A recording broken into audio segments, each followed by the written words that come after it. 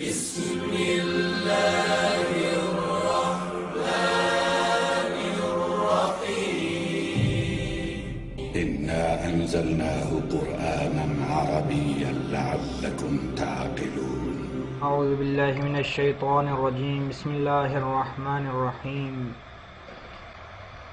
ہمارے طلباء اور طالبات بعض اوقات کلاس کے اندر ٹائم کم ہونے کی وجہ سے سوالات نہیں کر سکتے، اس وجہ سے قرآن کے ترجمے میں کچھ چیزیں رہ جاتی ہیں جو وہ چاہتے ہیں کہ وہ حل ہوں، لہٰذا ان طلباء و طالبات کی آسانی کے لیے یہ آڈیو ریکارڈنگ ویڈیو کی صورت میں پیش کر رہے ہیں تاکہ آپ جب ریوائز کریں اپنے درس کو تو ساتھ ساتھ آپ کے لیے یہ آسانی ہو۔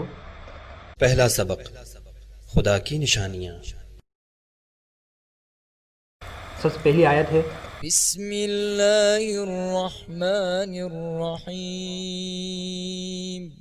بی کا مطلب ہے سے، ذریعے، اسم کا مطلب ہے نام، اللہ یعنی خدا، الرحمن بڑا مہربان، الرحیم نہایت رحم کرنے والا۔ اس کا ترجمہ اس طرح سے ہوگا، بسم اللہ اللہ کے نام سے۔ اگر آپ چاہیں تو اللہ کے نام سے کے بعد بریکٹ کے اندر شروع کرتا ہوں لکھ سکتے ہیں، الرحمن الرحیم۔ اب چونکہ الرحمن اللہ کی صفت ہے، اس لیے جب بھی آپ کسی اسم کے ساتھ اس کی صفت کو لانا چاہیں تو جو کا لفظ آپ بڑھا سکتے ہیں، یا جو کی یا جو آپ بڑھا سکتے ہیں، لہٰذا آپ اس طرح کریں گے، اللہ کے نام سے جو بڑا مہربان،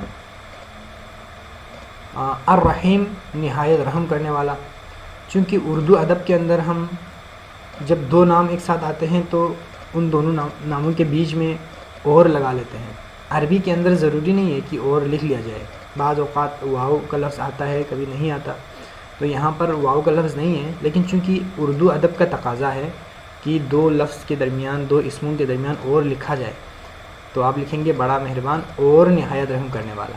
یہاں اور کے لیے عربی میں کوئی کوئی لفظ یہاں پر آیت کے اندر موجود نہیں ہے، اس لیے آپ لکھیں گے اللہ کے نام سے جو بڑا مہربان اور نہایت رحم کرنے والا ہے۔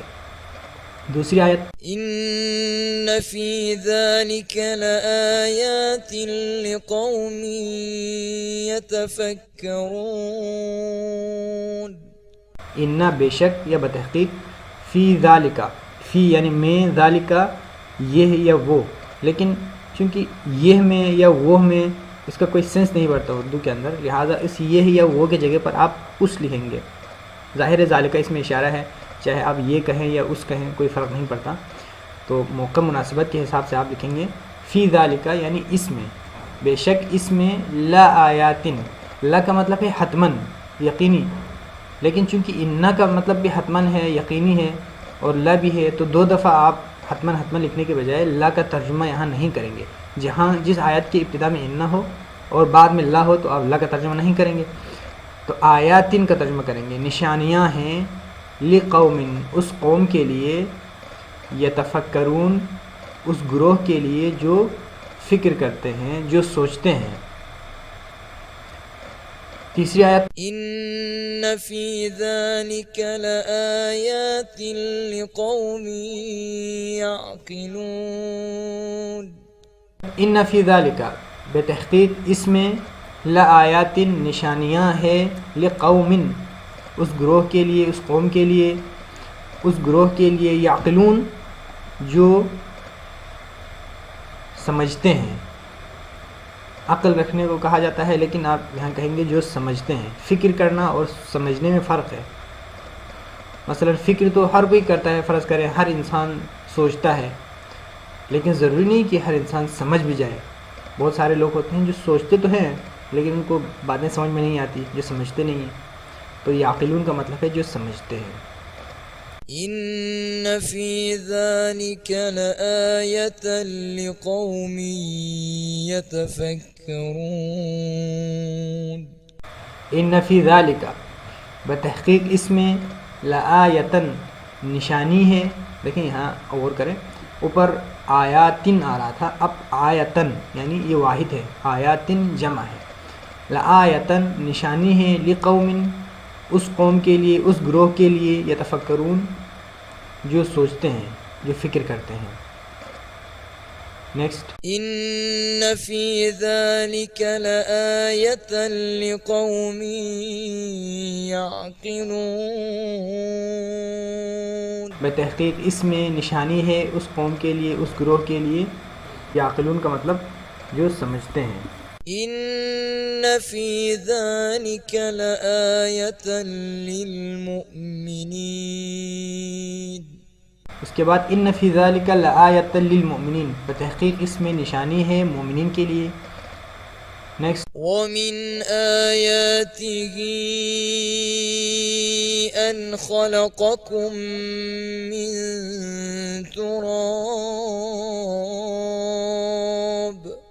و اور من میں سے، آیات ہی اس کی نشانیوں، نشانیوں ہیں، آیات یا کے اوپر الف ہے تو یہ جمع ہے، آیات ہی اس کی نشانیوں میں سے، ان یہ کی، خلقکم اس نے خلق کیا تم سب کو، من ترابن مٹی سے، اور میں اس کی نشانیوں میں سے ہے کہ اس نے خلق کیا تم سب کو مٹی سے۔